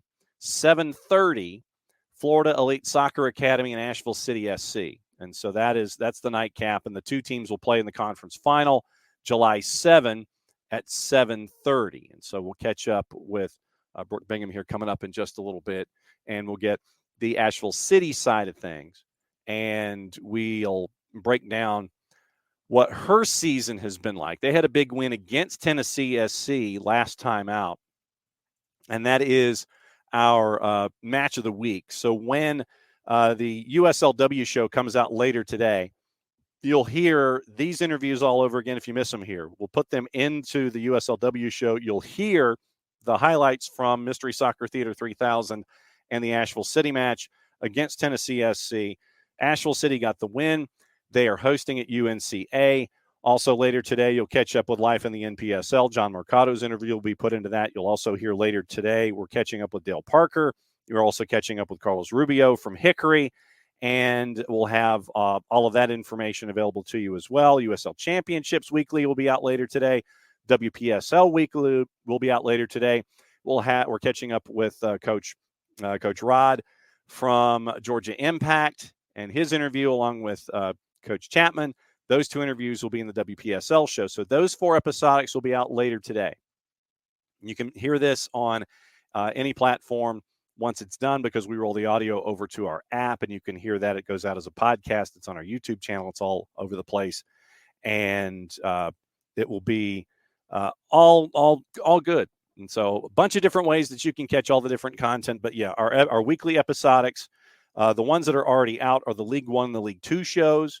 And you will catch up later today with life in the NPSL, USL Championship, USL-W, and the WPSL. So that one's always, it's always fun to be able to tell the stories of all of the different leagues that are going on around right now, because as the sport continues to grow here in the Southeast, it comes at you from a bunch of different ways, a bunch of different places.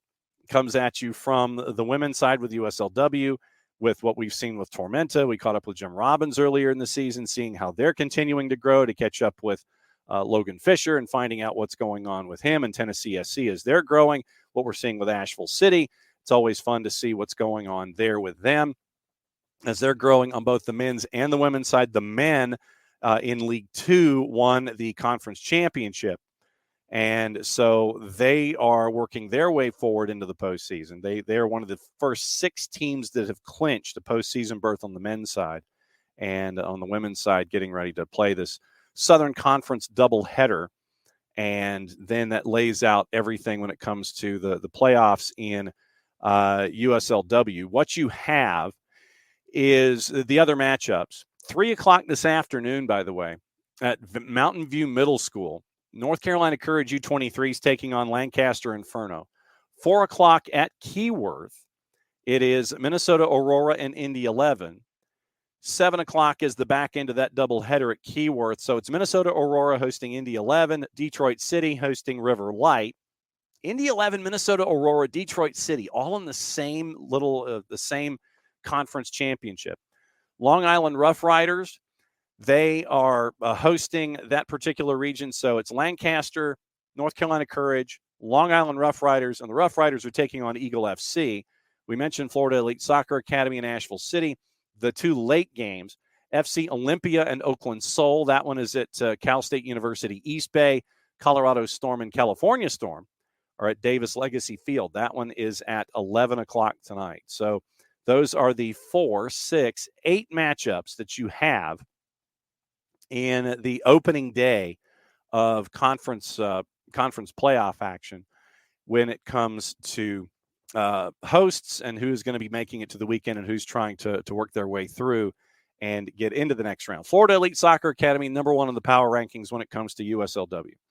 And they've been there for quite some time. So it's been a season where in the power rankings, everyone has been chasing after Florida Elite. And everyone's been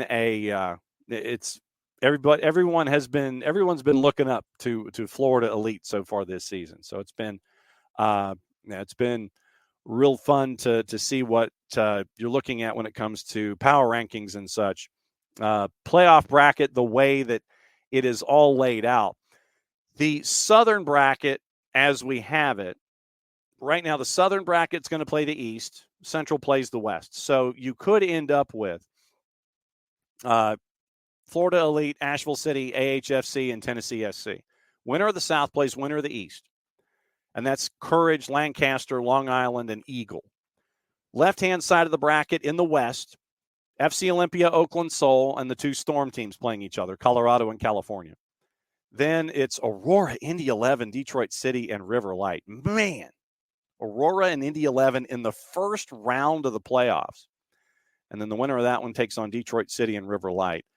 And that's the playoff bracket with all of that. Mountain View Middle School, Mechanicsburg, Pennsylvania, if you are anywhere close to following along with the Courage, Lancaster, Long Island, and Eagle.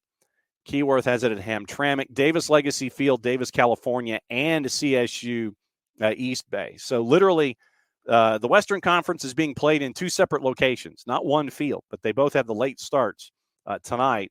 Olympia and Oakland is at CSU East Bay at Pioneer, and the 2 Storms are playing at Davis Legacy Field in Davis, California. So it's interesting that they're at 2 separate venues, and it is all laid out for them when it comes to how it's looking for those particular matchups. But no, it's been fun to see how the W League continues to grow and how it continues to evolve to where you have this kind of activity. And there were a lot of folks in the, when the brackets came out, when the brackets came out and they saw that Eastern bracket of the Western bracket and the Central bracket. When the Central bracket came out and you had Minnesota Aurora, Indy 11, Detroit City, and River Light all in that first round, that one took a lot of folks to take a step back. When you got three heavyweights in the Central and they're all playing each other, but one of them is going to get knocked out. Your defending champ, Indy 11, and Minnesota Aurora, and you know Minnesota Aurora and their pedigree from the time that they were active in a couple seasons ago when Tormenta made their run to a championship. Tormenta had to go to Minnesota Aurora. Remember Sarah Fisher, the kicker for Vanderbilt, and she was the keeper for Minnesota Aurora in that run. And so Tormenta goes to Minnesota Aurora, beats them at Minnesota Aurora for the championship. And we knew Minnesota Aurora coming out on the landscape early on in this process with USL-W. Indy 11 winning last year, Hal Hirschfeld, who is making waves in the NWSL, the Atlanta area product. She was a part of Indy 11 and their championship run. So you've got Indy 11, Minnesota Aurora in round number 1 of this playoff structure going up against each other in the Central Conference playoffs. And that's going to be some big names are going to be left behind out of the opening weekend. But we know North Carolina Courage U23s. We always know that they're going to be making deep runs and challenging come playoff time. Long Island Rough Riders, we know that they're going to be challenging and they're going to be making runs. Florida Elite, like I said, top in the power rankings for most of the season. They're there taking on Asheville City. What does the travel do to Florida Elite? That's one of my big questions. Travel for Florida Elite coming from Florida Elite Soccer Academy all the way to Asheville, North Carolina. Does the altitude get to them any? So we'll see what happens with that as they take on Asheville City and AHFC Royals with the really long road trip. Really long road trip from AHFC. So basically from Texas to Asheville to take on Tennessee SC in the first round of the Southern Conference playoffs. So no, it's going to be interesting to see the conference semifinals and see how everything lays out for these groups. And so we'll see what happens when it comes to all of the activity with this bunch. Jonathan Mercado coming up at 10:30. Like I said, we're waiting on Brooke Bingham. Hopefully everything is okay in Asheville, and we can let you know what's going on there with Asheville City and see what's up with them as they're getting ready to host a regional. And that's the other part of this that I wanted to get into with Coach. If she can hop on and join with us, is hosting something like this and having to turn something around this quickly and be all of the infrastructure stuff that you've got to get into as a host franchise for a conference semifinal. So there's a lot of the infrastructure questions, the Tennessee question, and on the broadcast last weekend with Tennessee and Asheville, our friends at Mystery Soccer Theater 3000 mentioned that this was not the normal Tennessee side, and Coach Fisher got into that as a part of the discussion with individuals that are you're having to rotate out for national team duties and things like that, and colleges that are calling and things like that. Do you have to go back to college? All these different variables that you have to juggle in these seasons, and it was interesting to see Asheville take care of business. And that was why I wanted to get the scouting report from Coach Fisher about Asheville City as Asheville City gets ready for their particular matchup here in the conference semifinals. So really interesting feedback from Coach Fisher about Asheville. And so we'll see what happens with Asheville City as they are there. Once again, remember, AHFC Royals, Tennessee SC, 4 o'clock on the campus of University of North Carolina, Asheville at Greenwood Field. That's the new home for Asheville City this season. And Florida Elite and Asheville City as the hosts. Asheville City gets the nightcap at 7:30. I want to know how the hydration. Let's see, this is going to be interesting for me. 4 o'clock in the afternoon on a Friday. You've got altitude to deal with. You've got heat to deal with. How does this affect these two? How does it affect the first two teams, Tennessee SC and Royals? How does it affect them coming out of the blocks? Those are my first two questions. So traditionally, Asheville City does it has the broadcasts on their social media, on their Facebook page, and they'll give you links to YouTube and things like that. You can catch up with our friends at Mystery Soccer Theater 3000 who do the play-by-play for it. So dial it up if you can. If you're there in the afternoon, if you got multi-screen experience possible, then you want to see a great atmosphere for the sport. You can catch up with it at UNCA while you've got the Euros on and catching up with matchup number 2 on the afternoon. So a lot of different things to catch up with. Getting into, we mentioned the start times with all the others, but once again, it's quick turns for everything involving all of the regional rivalries, because then you go from activity on the 5th to the championship games on the 7th, and then you end up with your semifinals and the following weekend. And so you're only a couple of weeks away from finding out who the champs are in the in USL-W for 2024. So really looking forward to seeing how things are in USL-W. Remember, this is we're getting toward the end of the regular season in USL League 2. Asheville City's men, they declared their conference championship with games to spare. So they're in. We get to find out who else is in USL League 2, and so we'll keep an eye on all of that going forward. So last weekend in the NPSL, it is the last weekend of the regular season NPSL, last weekend of the regular season in League 2.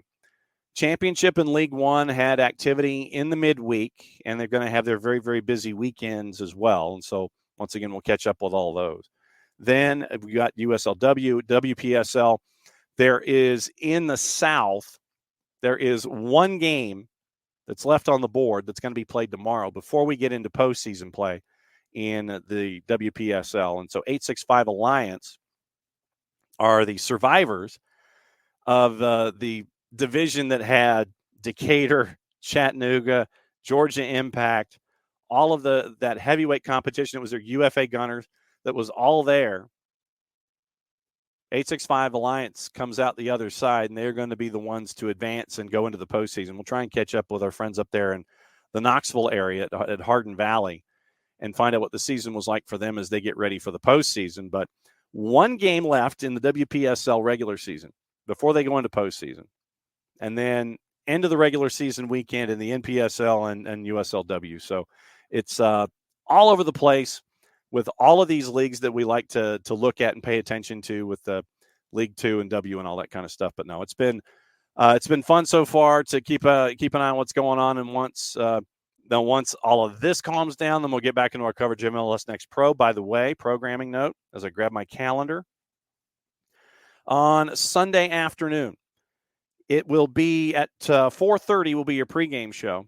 Atlanta United 2 at Red Bulls on the campus of Montclair State University. And so we will have that action for you. And it will be a big test for Atlanta United 2, considering, once again, you had the youth in the 2 previous matchups for Atlanta United 2 in the what we saw with the Twos in their Florida road trip. And Jarrett, waiting for Jon Mercado to come join us in a couple of minutes. But, I was talking about Atlanta United 2 and the road trip that they had down in Florida. You're probably going to be seeing a lot of those same faces in the matchup at Montclair on Sunday afternoon against Red Bulls. God bless schedule compression and all the lovely things that it brings, eh? Well, shout out to MLS Next Pro's schedule makers who were, I don't know what they were on. Atlanta United 2 is going to end up in like a lot of schedule compression and travel, which they don't need because they haven't been good enough this year on the field. Look at the record. Mm-hmm. Look at the performances. It's been lacking in some areas. They haven't been what it feels like they could be, especially when you see guys step up to the first team and step in and do the job. That being said, mm-hmm. They've had 2 separate 3-week breaks, and then you basically balance that out, quote unquote, with some insane schedule compression. And look, the schedule makers went out in the desert and did some peyote. That's on them, but doesn't mean they have to go make the schedule right after they do it, because Jesus Christ, it's the most illogical looking schedule setup I think I've ever seen. Yep. Because, it's just no, it's very dumb. Like, You gave them 3 weeks off early in the season. They came back, and Steve Clark talked about, after 3 weeks off, it was weird. It was hard because everyone else had been playing consistently, and it was like, guys were you try and do scrimmages during that time, but it doesn't replicate, the live drill. And yeah, you're rested, but guys just didn't hit the ground running correctly, and now you do it again. Now you got to hit the ground running again, and then you hit the ground running, and then you're immediately into a mode of schedule compression where you played in Orlando. You should have gotten 3 points. You didn't. Yeah. You almost fought your way back into getting a point in Miami. That 4-1 scoreline. It's a 2-1 game in the 85th minute, and then you get hit with an own goal, and then hit again, pouring bodies forward. It's one of those where 4-1 doesn't tell the whole story. Right. And you got to, go travel up to New York. It's tough, man. It is. It is 10:30, and it is the last weekend of the regular season, if my math is correct, in the NPSL, and the sprint that it is. And time to bring in one of our regular 10:30 guests on Friday. Jonathan Mercado, the head coach of Apotheos FC, dropping by. Coach, it's Jarrett and it's John. Happy Friday. Happy Friday, guys, and happy 4th of July. I hope everybody had a great 4th yesterday. Good to hear you guys again. All right, Jarrett, you're batting leadoff with it. Go for it. Hey, Coach, last game of the regular season. I know. So I did the math on the table. It's actually really dumb how chaotic this could be. I'll explain it to everybody else later. But because it's been like really the top 4 or 5 of y'all have just beaten each other up the entire season. How are y'all feeling going into this last week physically after what's been a really physical, exhausting season? Yes, it has been. It's been a season of learning, of growth. All, all my boys we've talked about is just responding and bouncing back. The loss against Appalachian did hit us hard. I could feel it in the at practices. Even after the game, I could just feel that. No one was upset. It was more anger, and but not hey, I'm gonna go crazy now. It's more no, we have a job to do now, and that's to get 3 points in this last game at home, and then prepare for playoffs.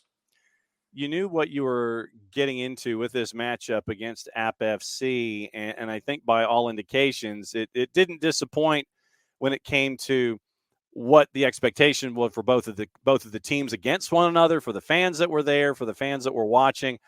Now that you've had a couple days, you mentioned the idea of channeling what you've learned. So it's like basically, I'm going to phrase it correctly. It's like you want to remember what happened, but you don't want to have you dwell on what happened. How difficult a balance is something like that with a matchup that meant so much this late in the year? It's tough, especially someone that's passionate. I consider myself a very passionate player, coach. It did take me a while to, kind of just really soak it all in and understand that, hey, we had a good run. Appalachian stood up excellent against us. We tried things. We threw numbers up. We went down in the game. We responded with the goal, but the game got very, very, very even for a long time in the game, and then it came down to just moments of truth, and they just one upped us, and we fought hard to get that second goal, but it did not come. But like I said, I know my boys. We've been working hard this week. We are channeling all of this. How can I say? Not anger, just I guess we're driven. We're a little more driven than usual to really get these 3 points and get a good spot on the table going into playoffs. Coach, I want to ask you about the app game in particular, and games like it, where like it gets in the second half and it kind of turns into a pitch battle where it's back and forth. How tough is it for y'all or for you to kind of convey guys that we're not going to be able to control the game for 90 minutes, and how to handle those moments maturely and safely when you aren't in control of the game so that you don't let it slip? Yeah, it's a tough one. People really do underestimate the challenge that is managing a game for 90 minutes. You know, I demand a lot from my players. We have a great mix of experience and youth.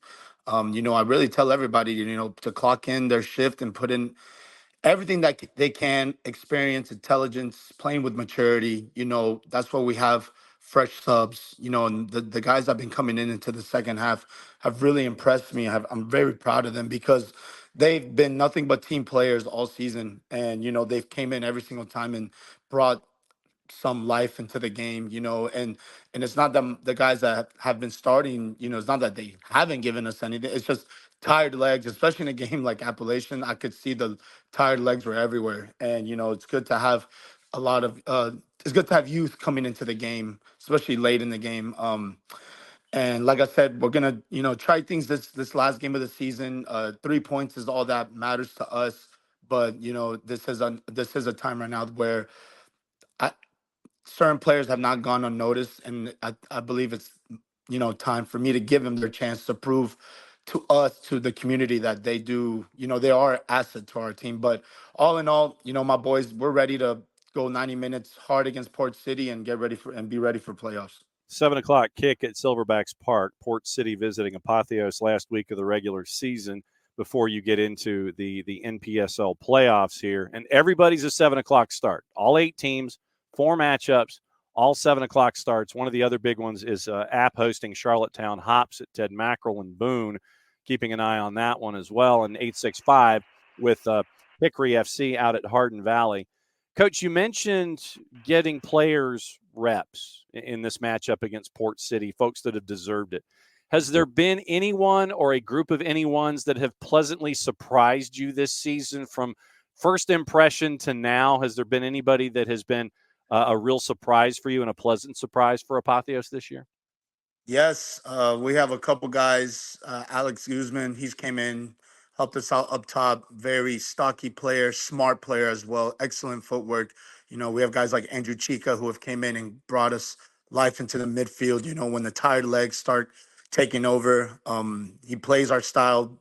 He loves checking to the ball, tiki taka, moving the ball, rotating the ball. And there's a bunch of other guys that have came in, but I'm very proud and impressed with, those are only 2 guys, but just overall with everybody that has represented our team from minute 1 to minute 90. No one has ever, they understand that the bigger picture is the team. So whether they play 90, whether they play 10 minutes, it's all for the team. And I couldn't be more grateful and thankful to have these, to be coach for these guys.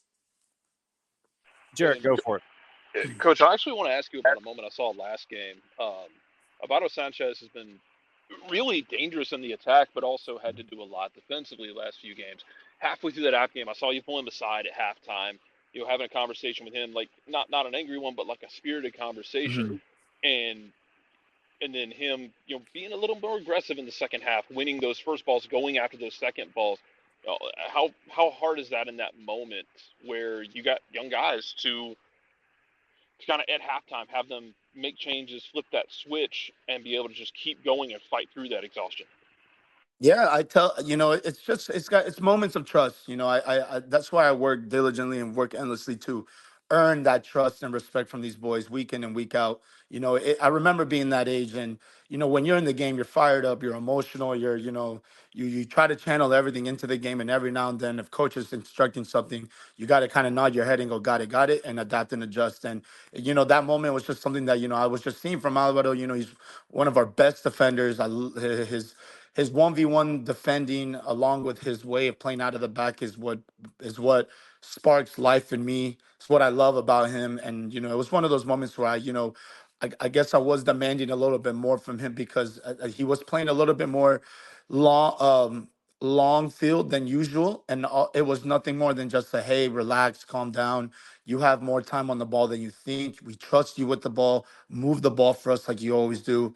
And and it wasn't like a threat, like, oh, if you don't do that, then no. It's more of, I do my best to try to inspire, impact, and influence these guys to the best of my ability. And then I try to how do I say, plant the seed, paint the picture for them to see, and then I kind of leave it in their hands to respond.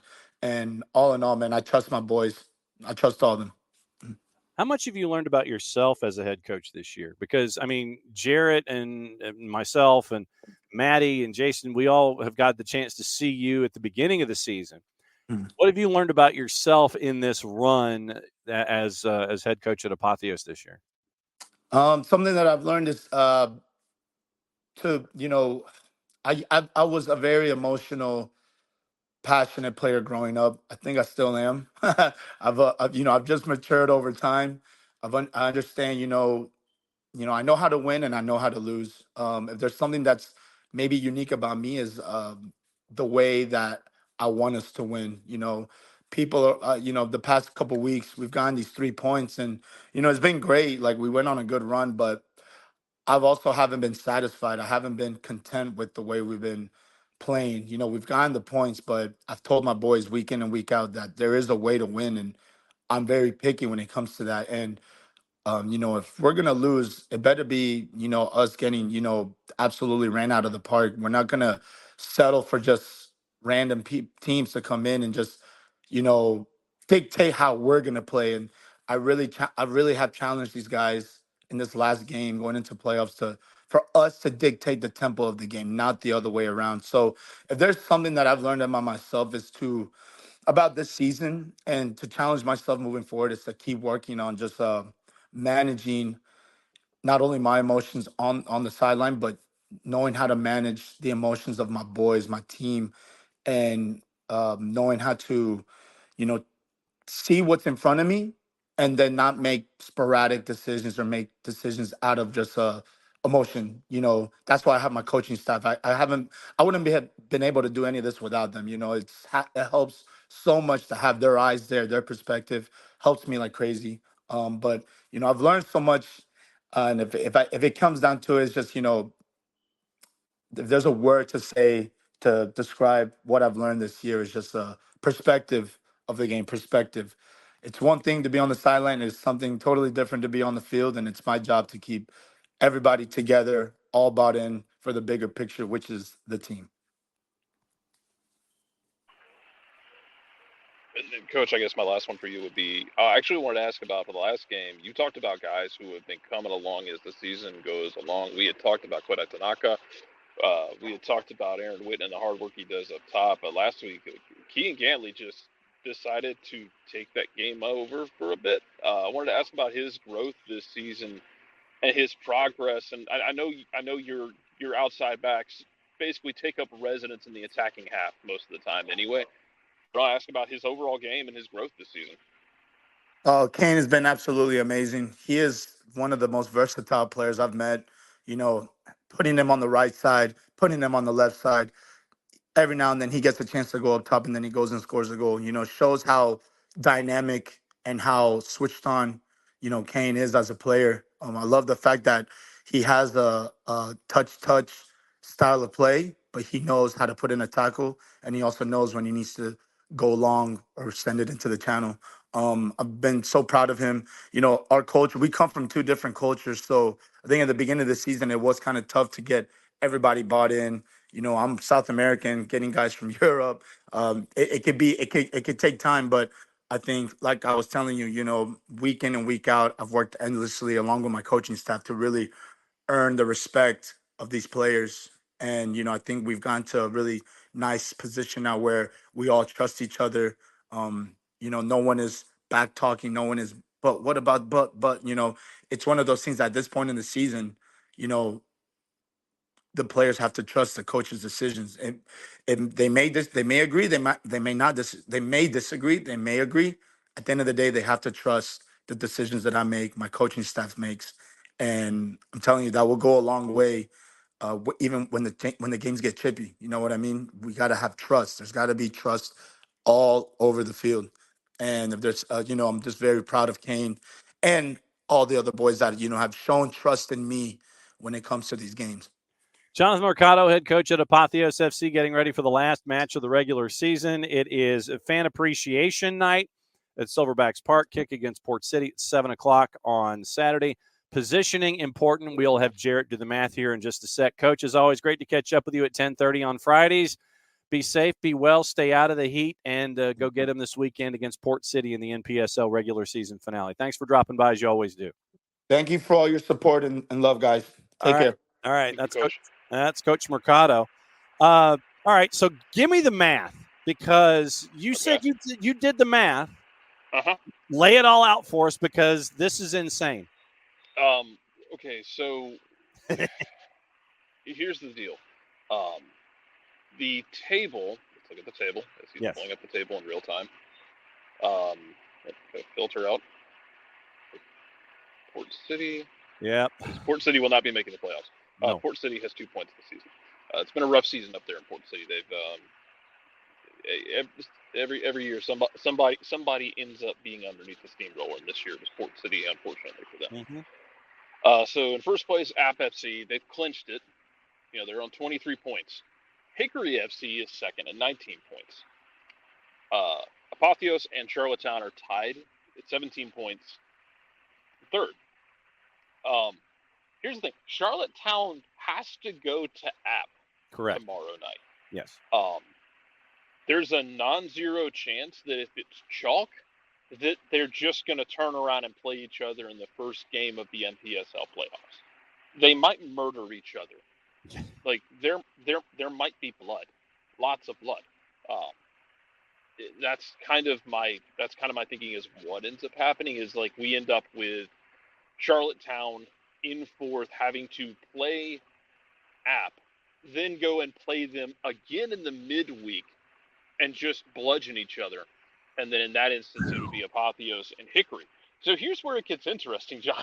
What I'm going to present to you is something that is I am 99.99% sure will not happen, but can happen technically. And that's in the technical part is as noted philosophy show Futurama said, you are technically correct, which is the best kind of correct. If so, 865 Alliance, who is in fifth place, right, on 14 points, correct. They are playing Hickory. 865 is pretty much out of the playoff picture, even though they're 3 points back, because of all of the tiebreakers. There's 6 tiebreakers in NPSL. Oh, good Lord. Well, yeah. So there's 6 tiebreakers. I will pull them up for you. Okay. So the first tiebreaker is head-to-head results.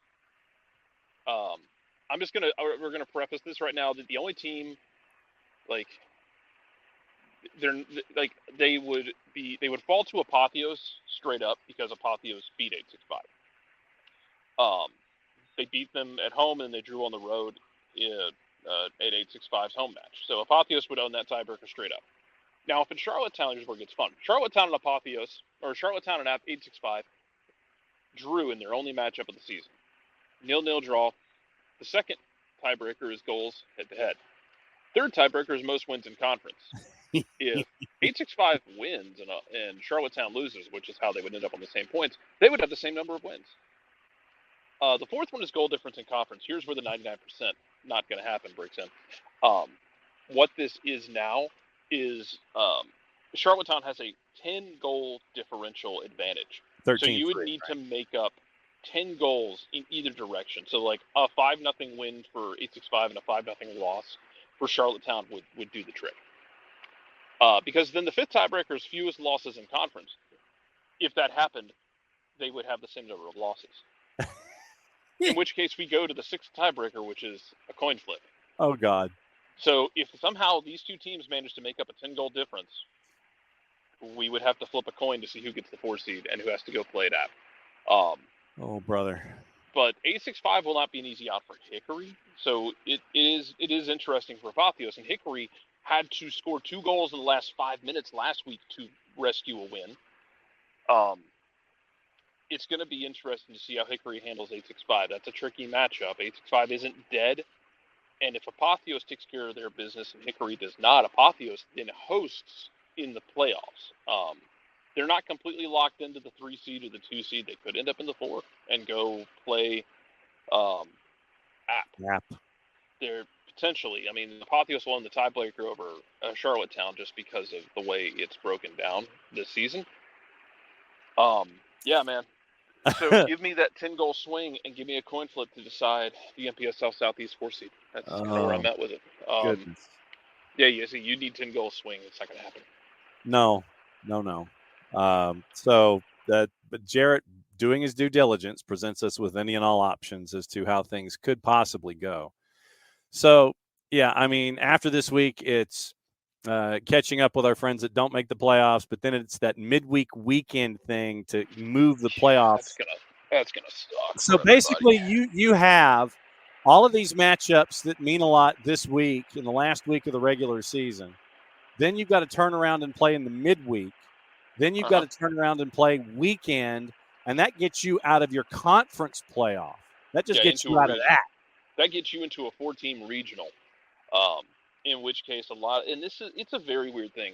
Talked about it with people from Apotheos before, and that like last year when Apotheos made their run in their region. It depends on what regions are balanced differently. Like the Southeast is an absolute knife fight this season because you have 4 teams, really 5 teams, not to discount 865 Alliance. You have 5 teams who have just bludgeoned each other a lot. They've taken blood off of each other at different points. You have other conferences that are very, very top heavy. Yes. Where like somebody who wins it, I think it's the Vegas conference. I think it's Vegas out in one of the Western conferences. Had a goal differential of like 45. Yeesh. I mean, and that was like halfway through the season, man. They were just bludgeoning everyone. But I think it's whoever has the best record in goal difference. There's a tiebreaker to determine who hosts the regional, and then who wants to host the regional. Because I think Apotheos is in a better position now to host it if they were ever in that situation because of Silverbacks Park than they were at North Cobb Christian. App would almost certainly be down to host it up there in Boone. You get the regional, and then you start getting more into like the national side of things, and then you end up with last season like you have to go to Oklahoma against a team that no longer exists in Tulsa. Yeah, so that was fun. Uh-huh. Yeah, nothing like wagging your index finger at the league office and threatening to take them to court. That's never a good thing. So NPSL this weekend is going to be crazy. Keep an eye on it. Jared will be on the call for the Apotheos match. And as always, thanks to our friends at ASMG for helping out with that. Go to Apotheos' social media and find out where you can click on the match. If you're not at Silverbacks Park, or hell, if you're at Silverbacks Park, dial up with your device, listen to Jarrett, and have the DJ and everybody else behind you. Literally just come sit underneath where I'm sitting on my opposite side. Well, that's true. That's true. But, busy weekend kicking off in the USL-W. Once again, thanks to our friends at Tennessee SC for dropping by, and Logan Fisher as he gets ready for his matchup. Asheville's hosting. They've got the nightcap. WPSL has the one match left in the conference before they go into postseason. 865 Alliance's team in the WPSL won the division. And then we also have the Euros, the Copa. Haven't had the chance to catch up with you about the Copa and Dibu Martinez, our Lord and Savior of the GK Union, doing everything that he did last night. Before we get into Atlanta United with you before we get out of here for another week, let's talk Copa and how Dibu was not about to let Messi and have an international career and not finish getting a Copa title because he went Panenka off the crossbar. This is something that, honestly, we need to, put up the bat signal for Jess one day to discuss. And part of the GK Union, because absolutely, Dibu is a mental terrorist. He is living in people's brains, and I think that the idea that he can make a meme out of you and that he is insane has some people beat. You watch some of these guys go to the spot, they look beat when they walk up there. Yeah. They look shook the second they walk up. Which is no way to live your life. No. So, yeah. Good luck, everybody else, I guess. Yeah. Venezuela and Canada tonight. Haven't had the chance to catch up with you after Atlanta and New England as they get ready for RSL. I think the team's getting ready for morning workouts in Utah. So schedule compression I'm really starting to hate because the schedule makers specifically, and you talked about schedule makers with Atlanta United too. Atlanta United schedule maker in Major League Soccer. You got But they're not the all only these ones. damn I road mean, games. remember that Miami rotated for it and gave you their best shot. But Yeah, remember, before you went and beat Miami, they had to go play in Vancouver. Yeah.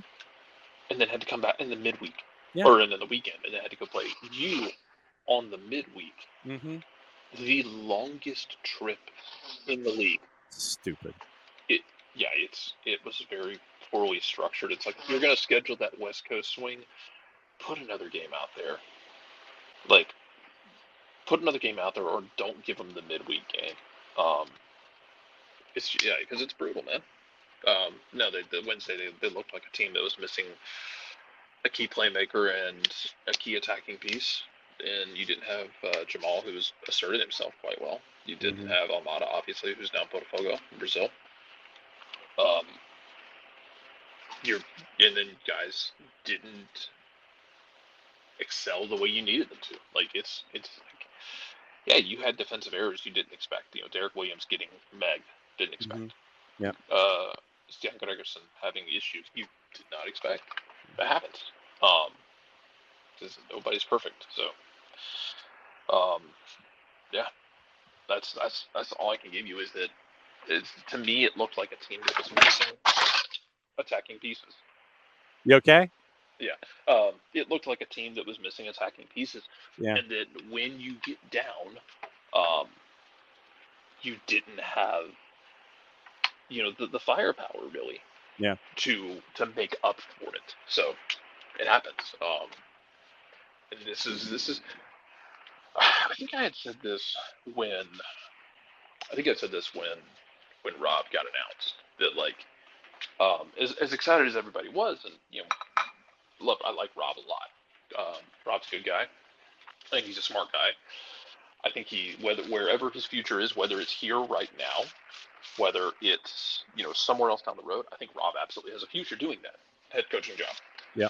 Judging him strictly off what's about to happen is not fair. In the same, because like I already saw it Wednesday night, and I don't have the cholesterol for it right now. Judging Rob off of this is going to be really tough, and the team's going to take into account everything. But like on the Dead Bird app, man, like I'm sorry the guy who lost 2 DPs in like less than a month, and already eked out a road point, had the dramatic Toronto win, which is great. Yeah. Yeah, I think it's very hard and harsh to judge him based off of this run, because man, like, you're missing a bunch of pieces. You don't have everything you need. You don't have all the same weapons. You're gonna have schedule compression. You got guys just coming back from the Euros. I think it was always tough to judge him and to decide that he is or isn't a good coach based on this incomplete setup he is working with. Right. Is just lazy, negative, and look, if you want to live your life, and we run to this, you can find plenty of this on Braves Twitter too. If you want to live your life in the idea that like everything is bad, everything sucks, you're gonna lose every time, and then it's a good surprise when we win. If you want to live your life like that, fine, but God, it's a miserable way to exist. And so yeah, you can sit there and kind of mope about how everything sucks, and that it's all bad. You should burn it all down, but they're not going to do that because they're professionals. And even aside from like the playing hard because they're professionals thing, I'll never get over a former pro or someone who worked for former pros, explaining that even when a season went bad, guys will bust their ass. Yep. Because they're looking for that next contract, whether it's here, whether it's somewhere else. Yep.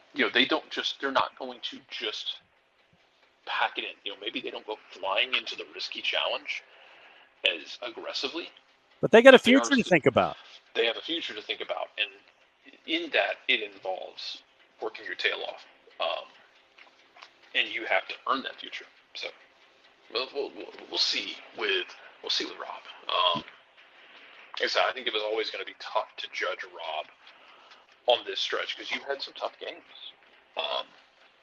You had some very gritty games that you were going to have to see out. Yep. You're going to have to figure out how you want to deal with this one. I'll tell you right now, John, I don't have expectations for this matchup this weekend. You know why? Because Tuesday you're playing Indy 11 in the Correct. Open Cup. Yep. And you know what happens if you beat Indy 11? You're in the Final Four.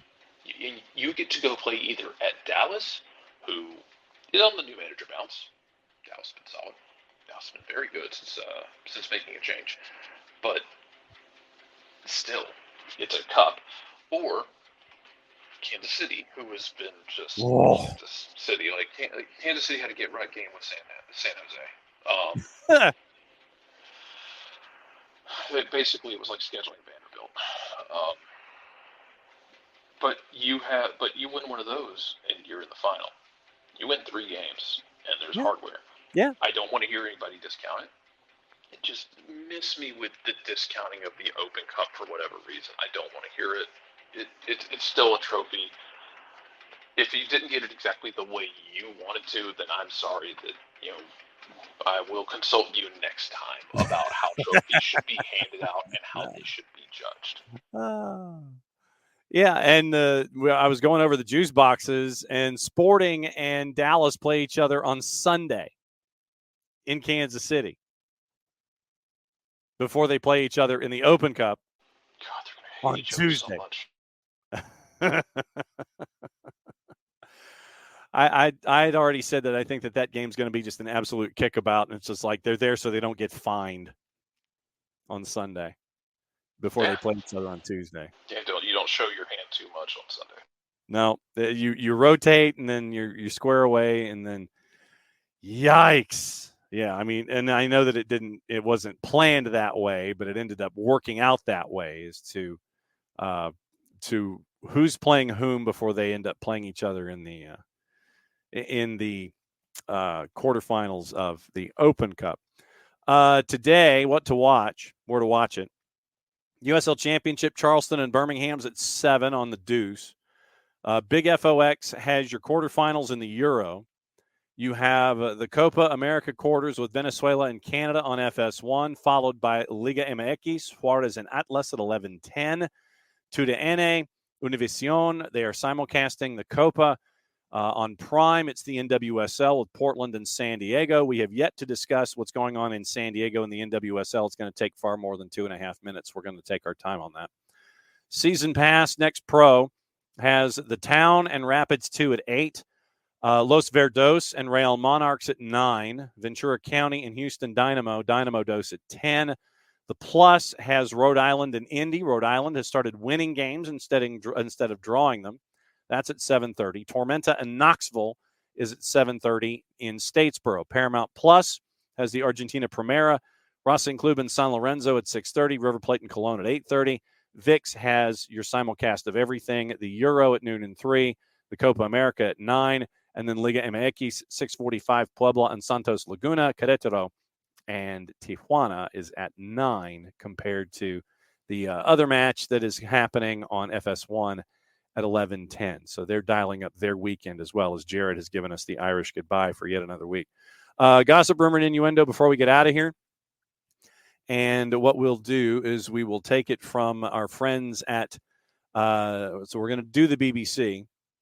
And Manchester City is apparently bracing for an Ederson exit and braced for a bid from Saudi Arabia for Ederson, and they're going to want in excess of £30 million. He's been linked with Al Nassr and CR39. Marseille confident of outbidding Lazio to sign Manchester United forward Mason Greenwood after the Serie A side offered £17 million. That's from the 4-letter paper. Take the information at your own peril. Flamengo have initiated contact with West Ham about signing Lucas Paquetá. Barca, the front runners to sign Nico Williams from Bilbao. Arsenal and Chelsea at risk of missing out. Chelsea's Marc Cucurella says he's trying to convince Spain teammate Williams to join Chelsea with the pair in the country squad at the Euro. Benfica, increasingly confident they can re-sign Joao Felix from Atletico Madrid, but could face competition from Aston Villa. Lille defender Lenny Yoro wants to move to Real Madrid, and the 18-year-old is waiting for clubs to agree to a deal. Liverpool and PSG ready to pounce if the deal collapses. That's from Fabrizio Romano. Fulham have inquired about the availability of Scott McTominay. I think if you have Drew Dickinson, you would say don't let the door hit you on the way out. Villa right back Matty Cash looks increasingly unlikely to join AC Milan, despite reports linking him with a move to the Serie A side. Barca keen on signing Joao Cancelo after he spent last season on loan there.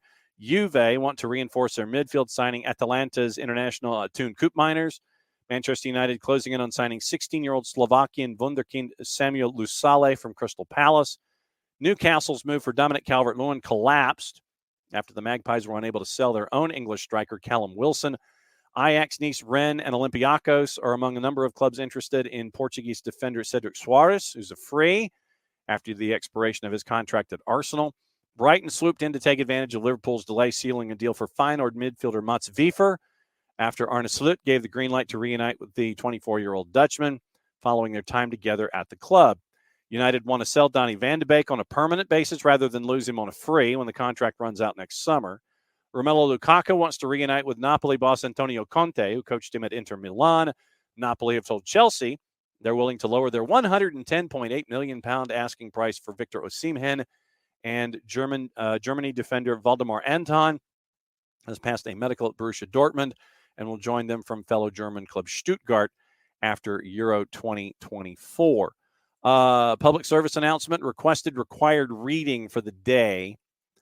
And that'll be the last thing that we get into today. Our friends at Yosemar Football have done another fantastic piece of investigative reporting, and they've spent a little while in digging into it, and it has to do with Crystal Palace.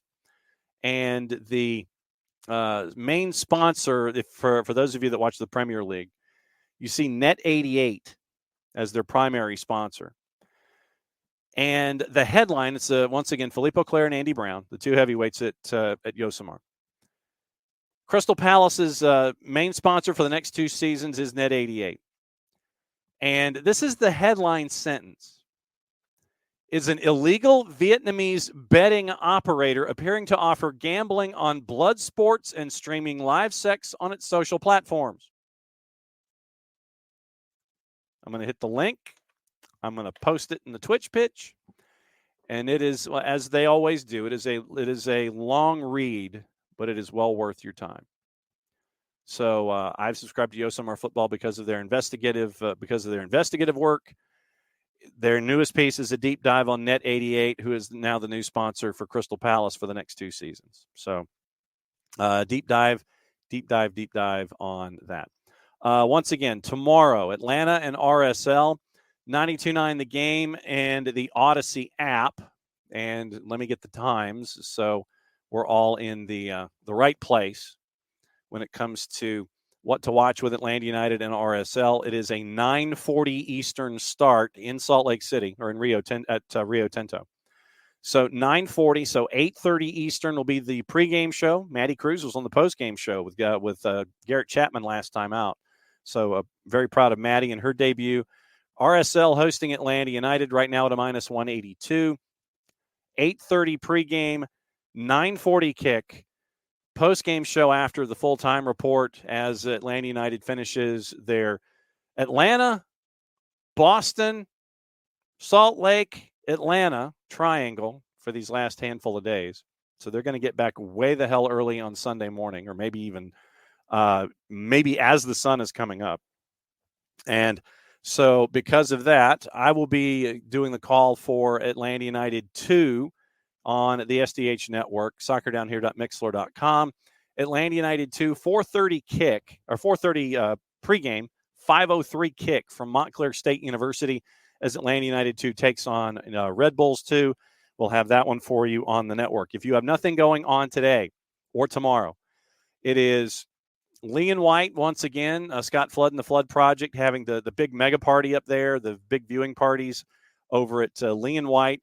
Go be a part of that today and tomorrow, or both days. And you can go hang out, watch the Copa, watch the Euros, make a day of it, make 2 days of it, and go hang out with Scott and everybody at the Flood Project.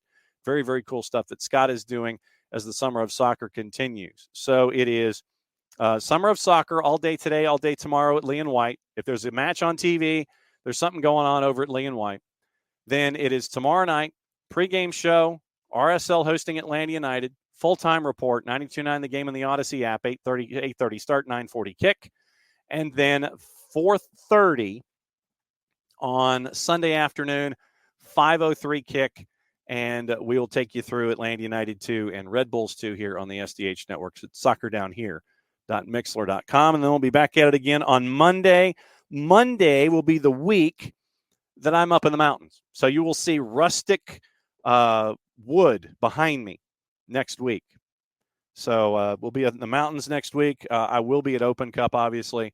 But next week we'll be in the mountains because the boss wanted to have air that was not as thick as it currently is here in the Atlanta area. So we'll be in the mountains all next week. There's some camps going on. Atlanta United has Open Cup on Tuesday, 3 wins away from a title in Open Cup. So we'll see what happens with the lineup tomorrow. We'll see what happens with the lineup on Tuesday. And then they go to Montreal a week from tomorrow to take on FC Montreal. And then we will have on the network Atlanta United 2 and Columbus Crew 2 at, at 7:30 kick, 7:33 kick on the 14th. So pregame show 7 o'clock on the network. So that's a very, very busy week. Thanks to all of you guys. Thanks to our visits from Tennessee SC and from Apotheos and from all of you to make it for another fantastic week. Hopefully your 4th is okay. Enjoy your weekend and be safe. And we'll be talking about all of it again on Monday morning. So for everybody here, to all of you there, thanks for dropping by the SDH Network as you always do. Mucho platial, play it safe. And since it is the end of the show, that means that I get to whistle us to a close for yet another week.